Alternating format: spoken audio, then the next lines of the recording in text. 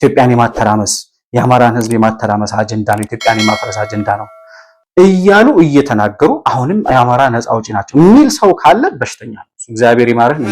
በባንዳነት ትላንት የጀመረ አይደለም። የአማራውን ኩላሊት ሲሸጥ የነበረ ኤርትራ ውስጥ ሲያሸሽጥ አማራ ሲገል የነበረ ወንጀለኛ ነው። በባህሉ በማንነቱ ላይ የመጣበት አደጋ ምንድን ነበር? የአማራ ህዝብ ላይ ይችን መረዳት 3 ዓመት ሙሉ ስንት ጥፋት ሲጠፋ ይችን መረዳት አቅቷቸው ነው ያ አካል አማራን አግዛለሁ ከአማራ ጎን ነኝ ብሎ ተሰልፎ እዋጋለሁ የሚል አካል አለ። ግን በጠቅላላ ትግሉ ተሽጧል። በጠቅላላ ትግሉ ተሽጧል። የአማራ ህዝብ ጥያቄ የቱ ነው የተመለሰው? የትኛውን ጥያቄ ይዛችሁ ተነስታችሁ የትኛውን ጥያቄ መለሳችሁለት? ጧት ይሄን ያህል ብር አምጣ ይባላል፣ ማታ ይሄን ያህል እንጀራ አምጣ ይባላል። ጧት ይታሰራል፣ ማታ ይገረፋል።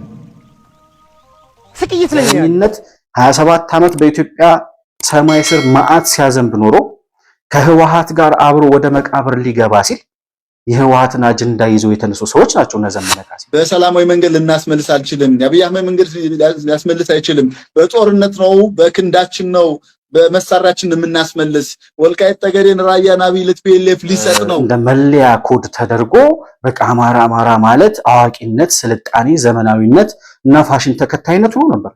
የዘረኝነት ፋሽን ነው እነዚህን ሰዎች ወደ ብሔር ትግል እንዲገቡ ያደርጋቸው። ፋኖም ቢሞት የአማራ እናት ናት፣ ሚኒሻም ቢሞት የአማራ እናት ናት፣ አድማም ቢሞት የአማራ እናት ናት። ሀዘንተኛዋ ሁሌም የአማራ እናት በመሆናችን ምክንያት አንድም ብሔር አተራምሰህ ኢትዮጵያን ማፍረስ እችላለሁ የሚባል አጀንዳ ራሱ በኢትዮጵያ ሰማይ ስር ሊሆን አይችልም። አሁን ሶማሌው አለ፣ ኦሮሞ አለ፣ አፋሩ አለ፣ ትግሬው አለ፣ ጉራጌው አለ፣ ሁሉም አለ።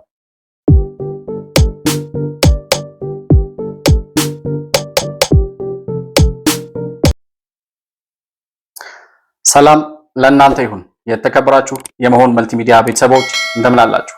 ብሩክ የሾርቅ አሰፋ ነኝ ከመሆን መልቲሚዲያ። የዛሬውን ዕለታዊ ፕሮግራማችንን ይዘን ቀርበናል። በዛሬ ፕሮግራማችን በአማራ ክልል እየተንቀሳቀሰ የሚገኘው የሽብር ቡድን ታጣቂዎች መካከል ዋና ዋና አዛዦች የሚባሉት ወደ ሰላሙ አማራጭ እየገቡ ያለበትን ዜና ሰምተናል። እኛም በዛሬው ፕሮግራማችን የዚህን የታጣቂ ቡድን አሁን ያለበትን ደረጃና ወደ ሰላም የመጡትን የታጣቂ ቡድኑን አመራሮችና አባላት የምንቃኝበት ፕሮግራም ይዘን ቀርበናል። እነማን ናቸው ወደ ሰላሙ የመጡት? ወደ ሰላም የማይመጡት አካላትስ እነማን ናቸው የሚለውን ጉዳይ የምንዳሰስ ነው የሚሆነው። ባነሳነው ሐሳብ ላይ ያላችሁን ሐሳብና አስተያየት በኮሜንት መስጫው ላይ ልትጽፉልኝ ታሳውቁኝ ትችላላችሁ። መሆን መልቲሚዲያን ላይክ፣ ሰብስክራይብ እና ሼር ማድረጋችሁን አትርሱ። በሱፐር ቻት እና በሱፐር ስቲከር ድጋፍ ልታደርጉልን እንደምትችሉ እያስታወስኩኝ ከፕሮግራሙ ጋር አብራችሁ እንድትቆዩ በአክብሮት እጋብዛለሁ።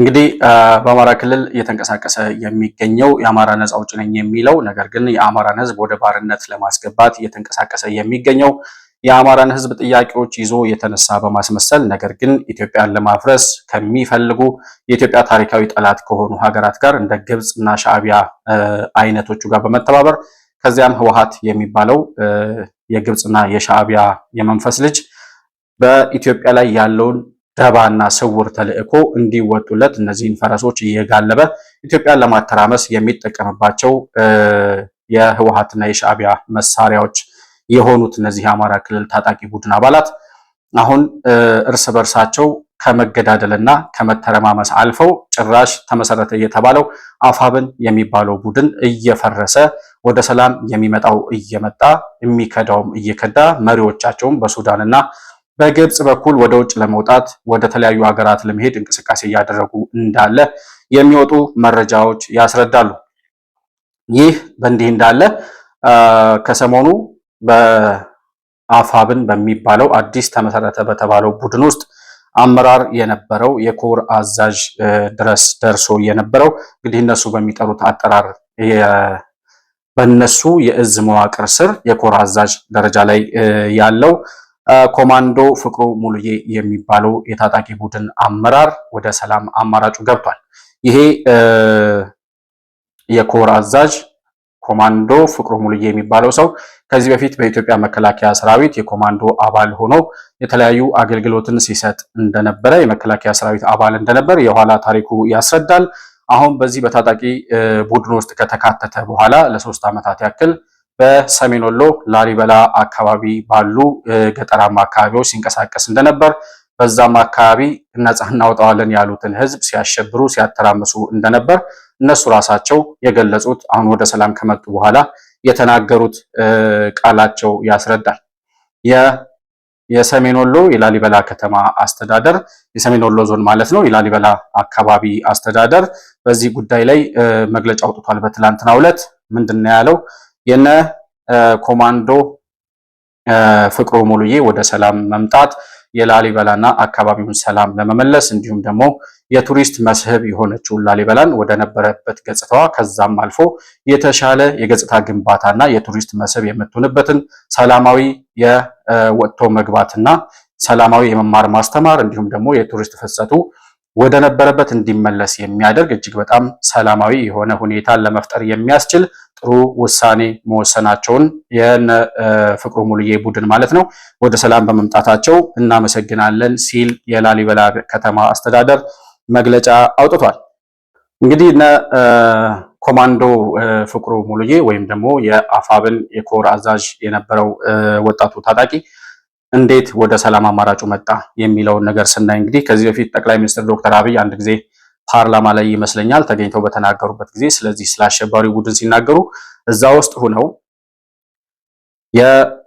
የተነሱበት ትግል የአማራን ሕዝብ ነፃ ለማውጣት ሳይሆን የአማራንም ጥያቄ የኢትዮጵያንም በአጠቃላይ አንድነትና የህልውና አደጋ ለመጋረጥ ከሚፈልጉ የውጭ ጠላቶች ጋር በጋራ በመስራት ይዞት የተነሳውን ጥያቄ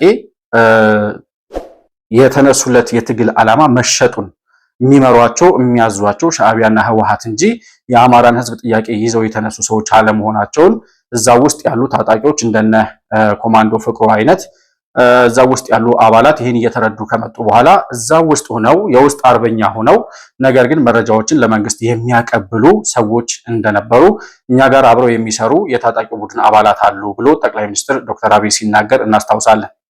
ከነዛ ውስጥ እንግዲህ ሌሎችም ነገር ከነገ ወዲያ ሲወጡ የምንሰማቸው እንዳሉ ሆነው ፋንታሁን ማነው ኮማንዶ ፍቅሩ ሙሉዬ በዚህ ደረጃ እዛው ከአሸባሪው ቡድን ጋር ሆኖ የተለያዩ መረጃዎችን ለመንግስት እያቀበለ ሲሰራ እንደነበርም የወጣው መረጃ ያስረዳል። ነገር ግን ከራሱ አንደበት ለመስማት ያክል ማነው ኮማንዶ ፋንታሁን ሙሀቤ ጋር ይመሳሰልብኛል ይሄ ልጅና ማለት ከዚህ በፊት የመጣው እሱ ስለነበር ማለት ነው። ኮማንዶ ፍቅሩ ሙሉዬ ራሱ የመጣበትን ምክንያትና ትግሉ ምን አይነት ደረጃ ላይ እንዳለ እንዴት ወደ ሰላም አማራጩ እንደመጣ እሱ ራሱ የሚናገረውን እንስማና ተመልሰን እንመጣለን። የአማራ ማህበረሰብ ተጨቆናን በማለት ወደ ትግል ሜዳ ወጥተን ነበር። ቢያንስ ከ8 እና ከ7 ወንድሞች በላይ ግብር ያለው በዚህ ትግል ላይ ማንም አስገዶኝ ሳይሆን በፍላጎት ነው የወጣሁት። ስወጣ ግን ትክክለኛ ትግል ያለ መስሎኝ ነበር። እውነት ያዘለ ትግል መስሎኝ ነበር። ግን ከገባን በኋላ ይሄን ትግል ከጀመርነው በኋላ የአማራ ማህበረሰብ እንኳን ነፃ እናወጣው ቆርጦ በኢኮኖሚ እያደቀቅን በኢኮኖሚ እያዳከምን ነው። ዛም አልፎ ደግሞ በድህነት አረንቋ ተዘፍቆ እየታየ ይገኛል ማለት ነው። የአማራ ማህበረሰብ አማራን ሲበድል የነበረው ከዚህ በፊት ሲበድል የነበረው አካል አሁን ደግሞ ያ አካል አማራን አግዛለሁ ከአማራ ጎን ነኝ ብሎ ተሰልፎ እዋጋለሁ የሚል አካል አለ። ግን በጠቅላላ ትግሉ ተሽጧል። ስለዚህ እኛ ወደዚህ ስንመጣ እጅ ሰተን ሳይሆን ስንወጣም በፍላጎት ነው የወጣ ነው ለመታገል። ስንመጣም በፍላጎት ነው የመጣ ነው።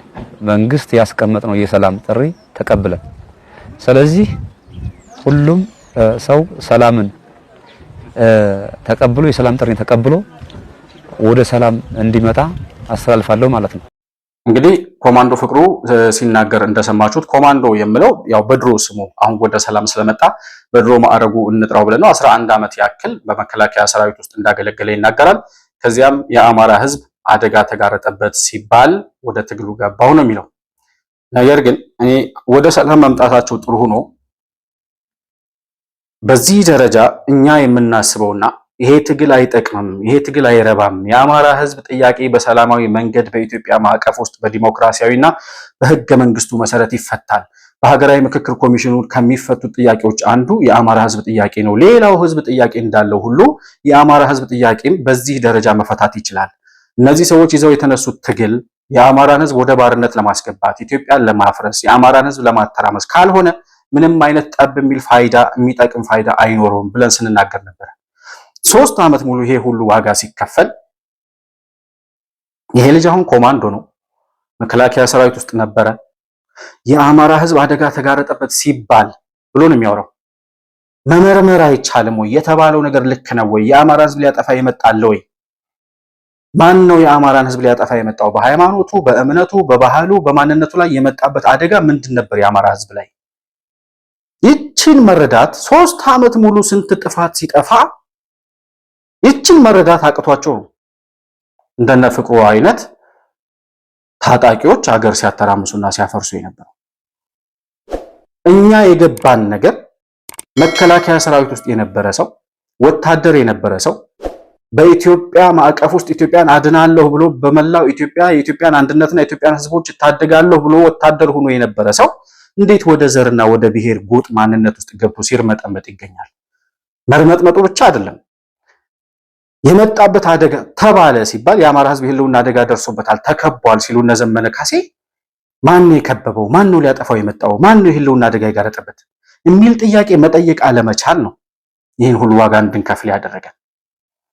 የሆነ ሆኖ አሁንም ቢሆን እንኳን ወደ ሰላም መጡ። ከዚህ በኋላ የሚጎዳው ከዚህ በኋላ የሚጎሳቆሉ ገበሬ፣ ከዚህ በኋላ ከትምህርት ውጭ የሚሆኑት ህፃናት፣ የሚገደሉት፣ የሚታሰሩት፣ የሚገረፉት የአካባቢ ነዋሪዎችና መምህራን ቢያንስ ከዚህ በኋላ ሰላም እንዲያገኙ ይሆናል። ላሊበላና አካባቢው ላይ ያሉ ነዋሪዎች ማለት ነው፣ እነዚህ ሰዎች ይንቀሳቀሱበት በነበረው አካባቢ በተለይ።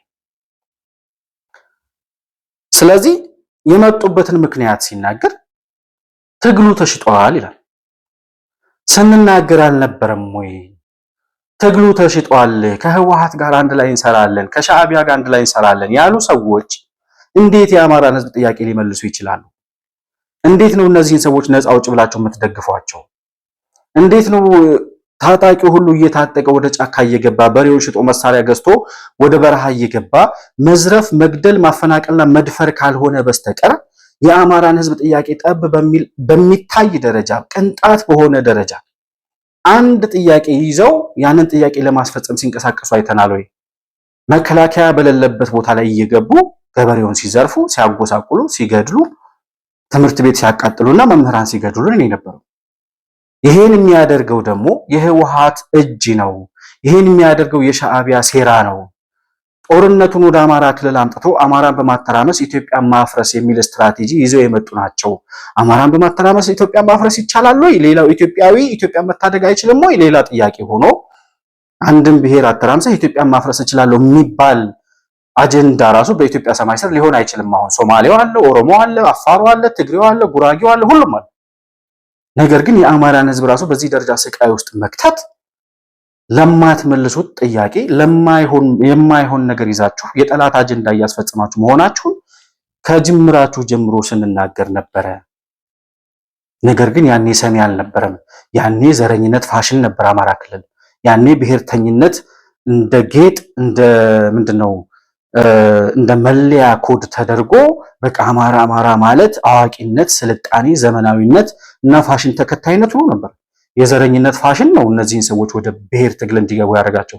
ዘረኝነት 27 ዓመት በኢትዮጵያ ሰማይ ስር መዓት ሲያዘንብ ኖሮ ከህወሓት ጋር አብሮ ወደ መቃብር ሊገባ ሲል የህወሓትን አጀንዳ ይዘው የተነሱ ሰዎች ናቸው እነ ዘመነ ካሴ። እነዚህን ሰዎች መከተል በራሱ ጥፋት ነው። ከሻዕቢያ ጋር ተባብረህ ከህወሓት ጋር ተመሳጥረህ የምትመልሰው ጥያቄ አልነበረም ብለን ስንናገር እነ ፍቅሩ አልገባቸውም ነበር ያለ።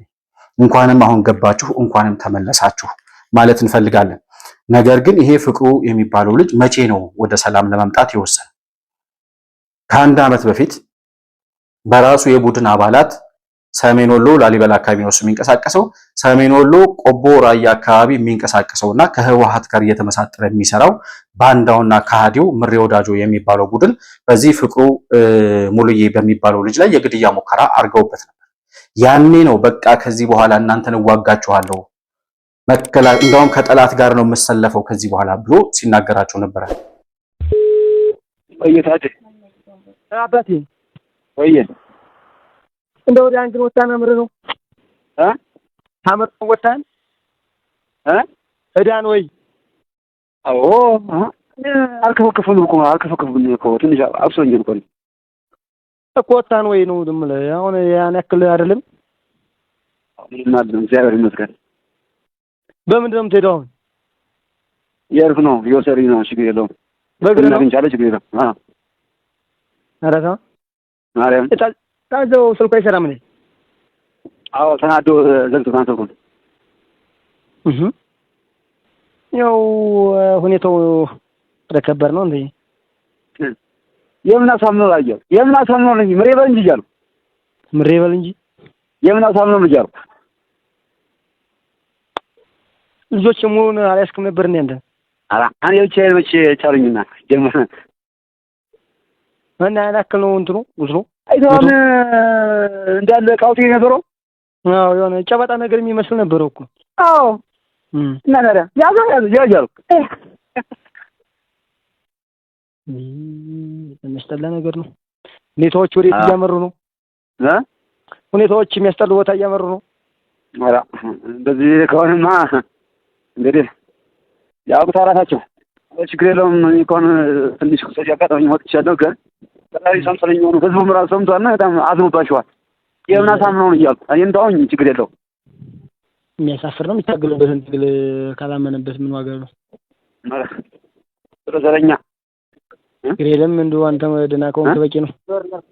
ምን ይመጣል እዛ ነው። ለማንኛውም እንደው አይዞህ በቃ እሺ ነው ምን ማድረግ ይቻላል ወይ? እቺ ነው ይምጣ እንዴ? ኧረ ችግር የለውም በቃ እየወሰደኝ ነው ችግር የለውም። አይ ያው ሁኔታዎች እስከሚፈጠሩ ድረስ ብዬ ነው። ኧረ እንደው ካሁን በኋላ ማነቃን እኮ ችግር የለውም። እና ስናይፐር እኔ ጋር ዘነበብኝ። ይሄው ሙጃዝ ይታዘባቸዋል። አንተ ቆሻሻ ግም አንተ ግም ይቀራል አንተ ግም እኔ ጀግና ሁሌም ጀግና ነኝ። ግን አሳዳቸዋለሁ ካሁን በኋላ ካንተ ጋር ሳልሰለፈው ካሁን በኋላ ከጥላት ጋር እሰለፋለሁ። አንተ ግም አንተንም ማንንም ገላቸዋል እመነኝ። እንደዚህ አድርጎ ነው ከዛ በኋላ እየካዱት መሆኑ ሲገባው የራሱ ጓደኞች የአማራ ታጣቂ ነን ታጋዮች ነን አማራ ነፃ አውጪ ነን የሚሉ ሰዎች የአማራን ሕዝብ ጥያቄ እመልሳለሁ ብሎ ወደ ትግል የገባውን ኮማንዶ ሲተኩሱበትና ሲያቆስሉት አይ ከዚህ በኋላማ አይሆንም ብሎ የሚመራቸውን የጦር የታጣቂ ቡድን አባላት በሙሉ ይዞ ወደ ሰላሙ የመጣው ማለት ነው። ይሄ ይበል የሚያሰኝ የሚያበረታታ የሚያግዝ ለሰላሙ የሚያግዝ ጉዳይ ነው። ለነሱም ህይወታቸውን ያተርፋሉ። ምንም ለማይፈይድ እንኳን አይደለም አሁን ያለውን የኢትዮጵያ መንግስት የወረዳና የዞን አስተዳደሮች መነቅነቅ የማይችል ተኩስ ነው የሚተኩሱት እነዚህ ሰዎች። ስለዚህ ለውጥ ለማያመጣ ትግል እነሱም ህይወታቸውን አትርፈው የአካባቢውንም ሰላም የኢትዮጵያንም ሰላም የሀገርንም አንድነትና ሰላም ለማረጋገጥ ይጠቅማል። ሌላውም ታጣቂ በዚህ ደረጃ ወደ ሰላም ይመጣል ተብሎ ይጠበቃል። ሌሎችም እነ ፍቅሩን ተከትለው የሚመጡ አዛዦች እንዳሉ ከውስጥ የሚወጡ መረጃዎች እያስረዱ ነው የሚገኘው። ነገር ግን ይሄ የታጣቂ ቡድን በራሱ ታጣቂዎች ላይ ከታች ባሉ የነዘመነ ካሴ የሚያዙት ማለት ነው። ይህ አፋብን ብለው የመሰረቱት የአማራ ፋኖ ብሔራዊ ንቅናቄ የሚባለው ቡድን ከላይ ያሉት አዛዦች እነዘመነ ካሴ ከስር ያሉትን ተከታዮቻቸውን አልታዘዙንም የሚሏቸውን እንዴት እንደሚጨፈጭፏቸው ራሳቸው የሚናገሩት ማስረጃ ያስረዳል። ያው ዲስተርብ የሚያደርጉት ላይ ያሉ መሪዎች ናቸው እንጂ ስር ላይ አባሉ ጋር ችግር የለበትም። ተዋዶ ተፋቅረው ምናምን የሚኖሩት ግን ወንጀለኛ የሆኑት ጠይቅልን ፍትህ ይንገስልን፣ ስንጠይቅ እንታሰራለን፣ ስንጠይቅ እንደበደባለን፣ ስንጠይቅ እርምጃ ይወሰድብናል። ስለዚህ ይህንን የሚያደርጉትን ነገር ያጠፉትን አካል ጠይቁልን፣ እንሰሩልን እንዲያርሉን ነውና እንግዲህ እኛ እያደረግን ያለን አሁን ላይ ታች ላይ አባሉ ላይ ስራዎችን በመስራት ከዛ እንትን እንዲወጡ እንዲነጠው ይላል። ጦሩ ላይ የፖለቲካል ስራ ከሰራ ማንም አፈንግጦ የሚሄድ አይኖርም። የወጣበትን ዓላማ እናንተን ማስረዳት መቻል አለበት። ስለዚህ አባሉ ላይ ሰፊ ስራ መስራት መቻል አለብን። እኔ ኮዝ ላወያይ ስል ማወያየት አትችልም ብሎ አግደውኛል። ይሄ ነገር እንዲወጣ ስለፈለጉ ማለት ነው። ይሄን ሁሉ ለሚመለከታቸው ከፍተኛ አመራሮች ያሳውቀናል። እንግዲህ ከቀጠናው ይወጣሉ። የተወሰነ ጊዜ እንደዚህ ነው። ሁለተኛ እየገደሏቸው ነው፣ እያሰሯቸው ነው፣ እያጎሳቆሏቸው ነው። ከታች ያሉትን ታጣቂዎች በሙሉ የታጣቂ ቡድኑ አባላት እነ ዘመነ ካሴ እየገደሏቸው ነው ይላል። አንደኛው ይበላቸው ይላል። ማይታዘዝ ከሆነ የማይቀበል ከሆነ ከጠላት ጋር ተባበራለሁ የሚል ከሆነ ይበለው ይላል። አንዳንዴ እኮ ወደ ሰላም የሚመጡት ሰዎች ራሳቸው እንዴት ተርፈው እንደሚመጡ ከዚህ ታጣቂ ቡድን በጣም ይገርማል። መከላከያ ሰራዊት እየደረሰ ነው የሚያድናቸው። ባይዘው የሆነ ወደ ሰላም ለመምጣት እየተዘጋጁ መሆናቸውን ሲያውቁ ሊያጠቋቸው ሊገድሏቸው የሚፈልጉ ብዙ ነው። ልክ ፍቅሩ ሙሉዬን ተኩሰው እንዳቆሰሉት ማለት ነው። እና ልጁ ወታደር ስለነበረ ኮማንዶም ስለነበረ ብቻዬንም ሁኜ አልቻሉኝም ሲል ሰምታችሁታል። ነገር ግን በራሳቸው አባላት ላይ እንኳን የማይመለሱ የራሳቸውን አባላት የሚጨፈጭፉ እነሱ ስልጣን እስካገኙ ድረስ እነሱ ብር እስካገኙ ድረስ እነሱ ገንዘብ እስካገኙ ድረስ ምንም ወደ ኋላ የማይሉ ሰዎች ናቸው። እና ከነዚህ ከታጣቂ ቡድን ጋር አብረው የመጡት ልጆች ሲናገሩ 3 ዓመት ሙሉ በመገዳደል ወንድሞቻችን ጋር በነበረው ሁኔታ ለውጥ የለም። ፋኖም ቢሞት የአማራ እናት ናት፣ ሚኒሻም ቢሞት የአማራ እናት ናት፣ አድማም ቢሞት የአማራ እናት ናት። ሀዘንተኛዋ ሁሌም የአማራ እናት በመሆናችን ምክንያት ማለት ሌላ ሴራ አለ ማለት ነው። ሁሉም አማራ እርስ በርስ እንድንጠፋ ባለው ምክንያት ሴራውን ስለገባን ያው ከቆየም ቢሆን መጠናል። ህዝባችን የቆየውን ህዝብ ግን የበደልነውን ከመካስ ወደ ኋላ እንልም ማለት ነው። ያው ለ3 ዓመት ያክል ጫካ ነበርና ስናየው ያው ከዛም ወገን ነው ከዚህም ወገን ነው ሁሉም ክሳራ ላይ ነው የሚውለው። አፈሙዝ ከወንድም ላይ የማዞሩ ሚስጥሩ ሲገባንና ያሉ ነገሮቹ እየተመቻቹንና እየተመቸን ስላልሆነ ሰላም ጥሩን ተቀብለን ወደ የስራችንና ቤተሰቦቻችን ፎታ ለመስጠት ነው። ለራሳቸው ጓደኞች፣ ለራሳቸው ወዳጆች፣ ለራሳቸው አጋሮች፣ ለራሳቸው ታጣቂዎች እንኳን የማይሆኑ ከታች ያለውን ሰራዊት እየጨፈጨፉ እያሰሩ እየገደሉ በእነሱ ትዕዛዝ የሚገደሉ የታጣቂ ቡድን አባላት ብዙ ናቸው። ከድቷል ወይ ከጠላት ጋር ሊሰራ ነው ወይ ደግሞ እኛን አልታዘዘንም የሚሉትን ሰው ሲያገኙ፣ ካልሆነ ደግሞ በነዘመነ ካሴ ላይ ጥያቄ የሚያነሱ ሰዎች ካገኙ ያለምንም ርህራሄ እየገደሉ ነው የሚኖሩት። እና ያም አልበቃ ብሏቸው ትግሉን ሽጠውታል። በቃ ለራሳቸው የገንዘብ ማካበቻ፣ ለራሳቸው የሀብት መደለቢያ፣ ለራሳቸው ጥቅም ማሳደጃና ለጠላት አጀንዳ ማስፈጸሚያ ነው እኛ እየዋልን ያለነው።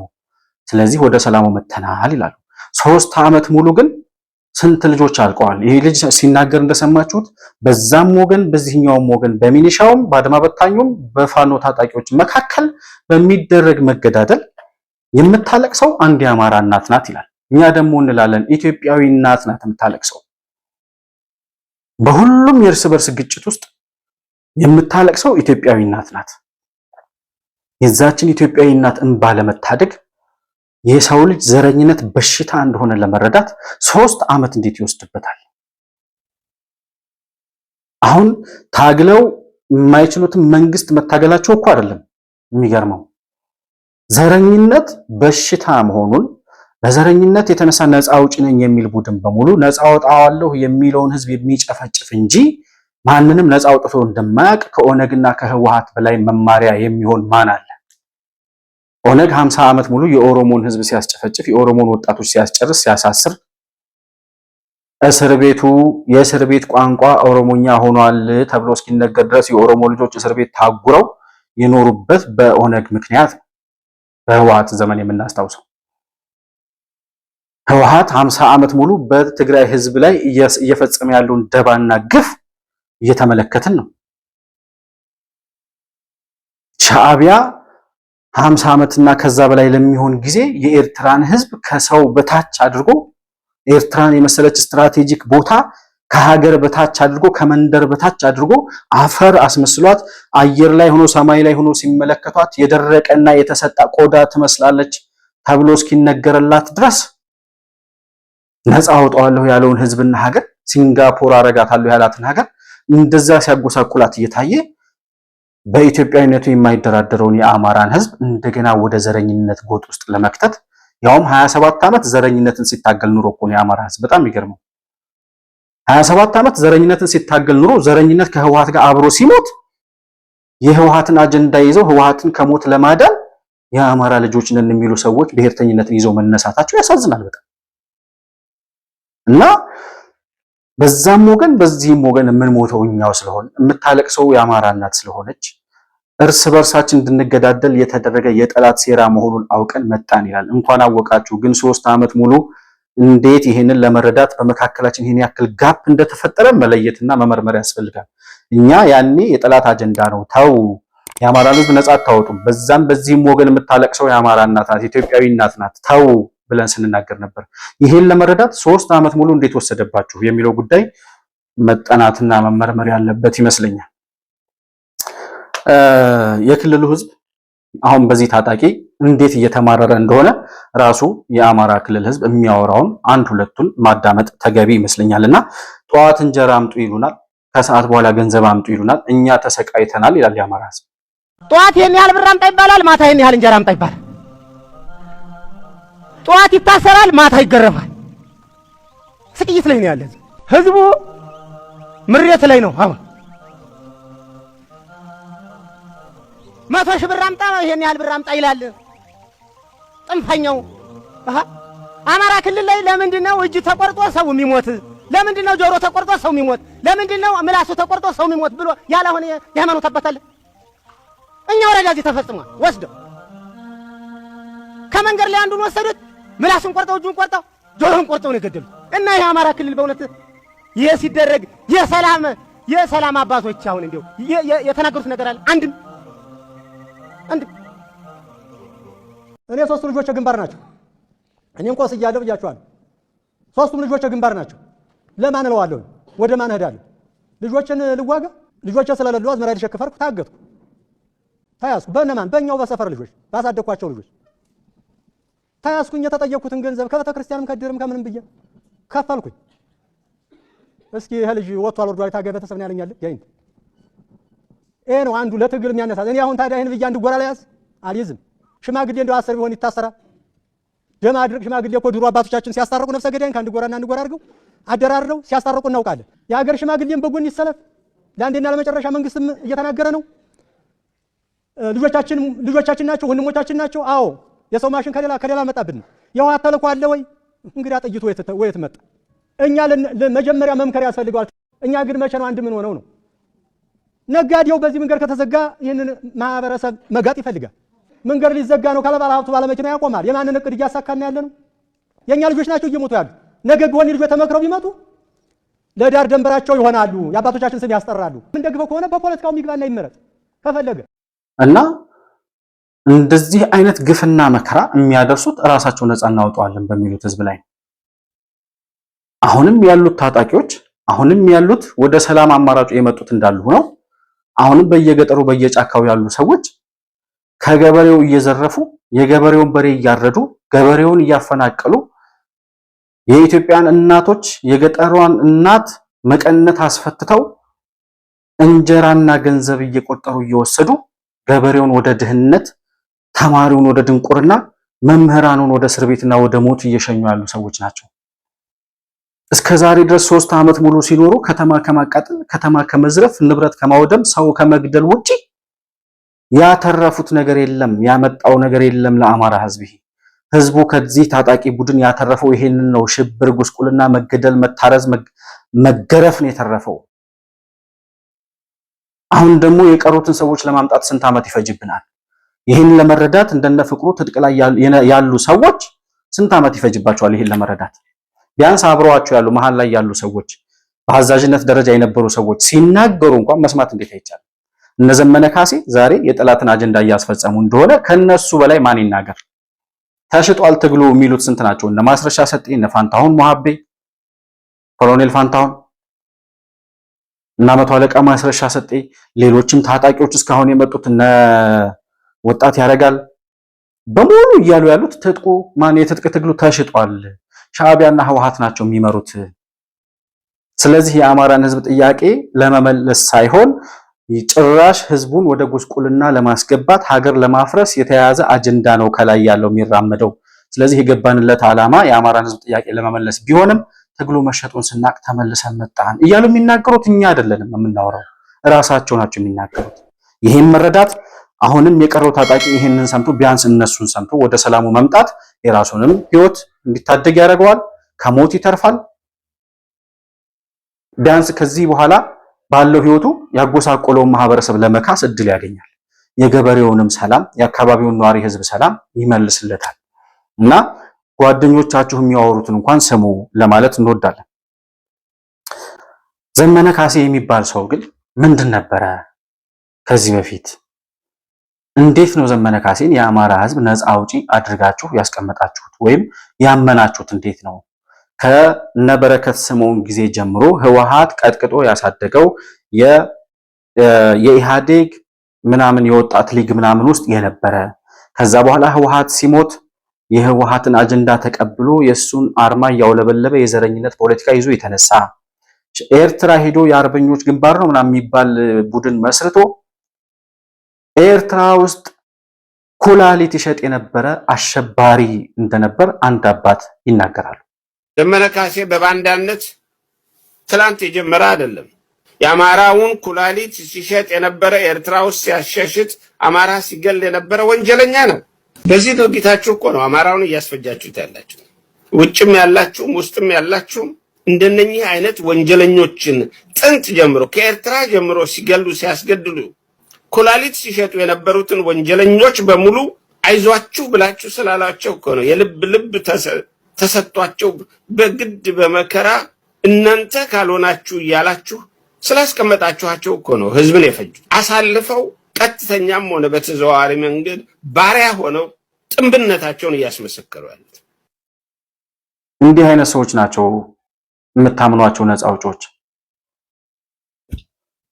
ይሄ ሰውዬ ነፃ የሚያወጣው ህዝብ የለም። ታው ዘረኝነት በሽታ ነው። ዘመነ ካሴ ማለት ከድሮ ጀምሮ ከኢህአዴግ ዘመን ጀምሮ ከነበረከት ስምዖን ጋር አብሮ ይሰራ የነበረ የህወሓትን ፍርፋሪ እየበላ ያደገ አሁንም ህወሓት ሲሞት ከሞት ለማዳን የሱን አርማ ይዞ የተነሳ ሰው ነው። እኛ ይሄንን ብለን ነበር። አሁን ደግሞ ይሄ አባት የሚያወሩት ምንድነው? ዘመነ ካሴ ኩላሊት ይሸጥ ነበረ። የሰው ኩላሊት የራሱን ወንድሞች የአማራን ህዝብ ኩላሊት እያወጣ በኤርትራ በኩል ይሸጥ ነበር። በስደት የሚሄዱ ኢትዮጵያውያንን እያፈናቀለ በዛ በትግል ስም በህገወጥ የሰዎች ዝውውር በዛ ምክንያት የሚሄዱ ሰዎችን ወይ ለትጥቅ ትግል የሚገቡ የሚቀላቀሏቸውን ሰዎች ኩላሊት እየሸጠ የከበረ ሰው ነው። በጣም ባለሀብት ነው። ባይዘው ዳውድ ኢብሳና ዘመነ ካሴ በጣም ባለሀብት ናቸው። ጃልመሮም እንደዛው የተለያዩ ሀገሮች ላይ ካምፓኒዎች አሏቸው። የኦሮሞን ህዝብ እያጎሳቆለ የኖረው ዳውድ ኢብሳ እንደዛ ነው። ኡጋንዳ ምናምን አይነት በጣም ብዙ ህንፃዎች ምናምን እንዳሉት ይታወቃል። ብዙ ቢዝነስ አለው ሰውየው። እነ ዘመነ ካሴም እንደዛው የአማራን ህዝብ እያሰቃዩ ወጣቱን እያስገደሉ በጦርነት የሚያልቀው እንዳለ ሆኖ ራሳቸው አልታዘዘንም ያሉትን ደግሞ ራሳቸው እየጨፈጨፉ አልበቃ ብሏቸው ኩላሊት እየሸጡ የኖሩ ሰዎች ናቸው። እነዚህ ናቸው የእናንተ ነፃ አውጪዎች። የመሆን መልቲሚዲያ ቤተሰቦች አይደለም የምለው የእነዚህን ሰዎች ደጋፊዎች ነው እያወሩ ያለሁት። እና ተመለሱ። ዛሬ እንኳን ያጎሳቆላችሁትን ህዝብ ዶላር እየላካችሁ እንዲጎሳቆል ሰላምን እንዲያጣ ያደረጋችሁትን ማህበረሰብ የምትክሱበት ጊዜ ቢያንስ እነዚህ ሰዎች መናገር ሲጀምሩ እንኳን ይግባችሁና ተመለሱ። ስትረዷቸው፣ ስትደግፏቸው፣ አይዟቸው ስትሏቸው እንደ አርበኛ ስትቆጥሯቸው የነበሩ ሰዎች ናቸው እነ ፍቅሩ ሙሉዬ። እነሱ ተመልሰው ትግሉ ተሽጧል ሲሏችሁ አሁን ለነዚህ ሰዎች የምታደርጉትን ድጋፍ አቁሙ። ቢያንስ የገበሬውን ሰላም መመለስ ከፈለጋችሁ እኛን ተውን፣ እኛን አትስሙ። ቢያንስ ስትደግፏቸው ስትረዷቸው የነበሩ ሰዎች የሚያወሩትን ነገር አዳምጡ። እና በአጠቃላይ አብዛኛው የነዚህ የታጣቂ ቡድን አባላት ወደ ሰላሙ አማራጭ እየመጣ ነው። ጫካም ያሉት ከዋና አዛዦቻቸው እንዴት ተገንጥለው ወደ ሰላም እንደሚመጡ ራሳቸውን አደጋ ላይ በማይጥል መልኩ እያሰቡና እየተዘጋጁ እንጂ አብዛኛው ታጣቂ ወደ ሰላም ለመምጣት በዝግጅት ላይ እንዳለ ወይም በውስጥ ያሉ እንቅስቃሴዎች እንዳሉ ከመንግስት ጋር ያለው ንግግር እዛ ውስጥ ነው ከመንግስት ጋር የሚሰሩ ሰዎች የሚያወጧቸው መረጃዎችና ከመንግስት አካላት በኩልም የምናገኘው መረጃ ያስረዳል።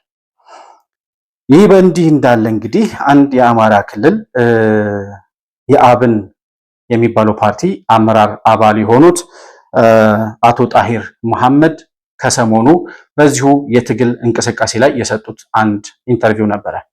በዛ ኢንተርቪው ላይ ያነሱት ወይም በዛ ውይይታቸው ላይ ያነሱት ሐሳብ አለ። እሱን እንስማና ፕሮግራማችንን እናጠቃልላለን።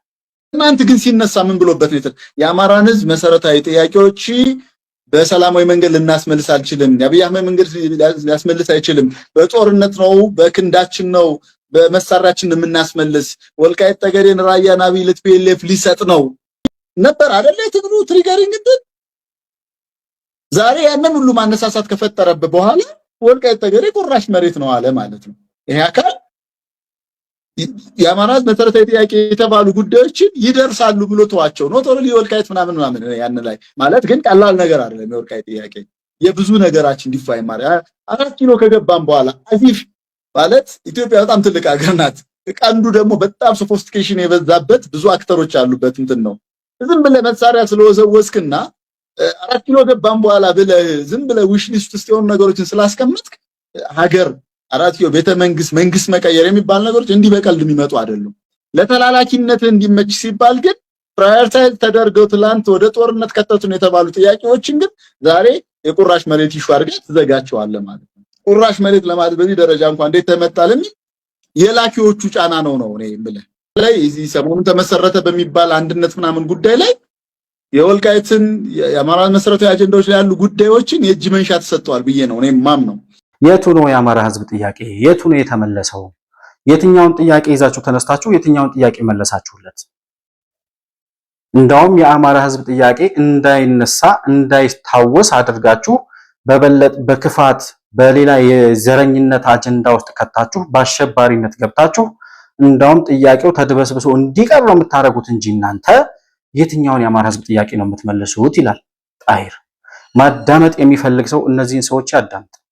መስማት የሚፈልግ ሰው ለ21ኛው ክፍለ ዘመን የሚመጥን አስተሳሰብ ያላቸው እንደ አብን አይነት የአማራ ፖለቲካን የሚያራምዱ በአማራ ህዝብ ስም የተደራጁ አባላትን ማዳመጥ ተገቢ ነው። ስለዚህ ታጣቂዎቹ ትግሉ ተሽጧል እያሉ ራሳቸው ታጣቂዎቹ ወደ ሰላም ሲመጡ ለምንድን ነው የመጣችሁት ሲባሉ ትግሉ ተሽጧል፣ የተነሳንለት ዓላማ የአማራን ህዝብ ጥያቄ ለመመለስ ቢሆንም ነገር ግን አሁን ያለው አጀንዳ የጠላት አጀንዳ ነው፣ ኢትዮጵያን የማተራመስ የአማራን ህዝብ የማተራመስ አጀንዳ ነው፣ ኢትዮጵያን የማፍረስ አጀንዳ ነው እያሉ እየተናገሩ አሁንም የአማራ ነፃ አውጪ ናቸው የሚል ሰው ካለ በሽተኛ ነው፣ እግዚአብሔር ይማርህ ነው የሚባለው። ስለዚህ እንደነ ፍቅሩ አይነት ወጣቶች አሁንም ወደ ሰላም መምጣታቸውን መቀጠል አለባቸው። ይህ እንዲሆን የዲፕሎማሲ ስራ፣ የንግግሩን ስራ፣ የሰላም አማራጩ እንዲከተሉ የዲፕሎማሲውና የንግግሩን ስራ የሚሰራው የአማራ ክልል አስተዳደር እና ይሄንን ስራ የሰሩ የሀገር ሽማግሌዎች ሊመሰገኑ ይገባል። ቢያንስ ከዚህ በኋላ የአካባቢውን ሰላም ለመመለስ ተጨባጭ የሆነ ውጤት ያመጣል ተብሎ ይታሰባል።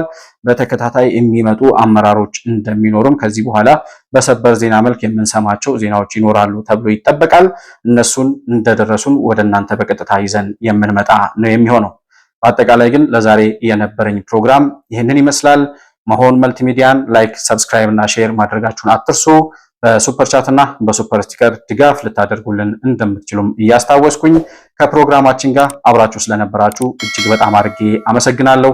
በሌላ ፕሮግራም በአዲስ መረጃ እስከምንገናኝ ድረስ ሰላም በያላችሁበት ለእናንተ ይሁን።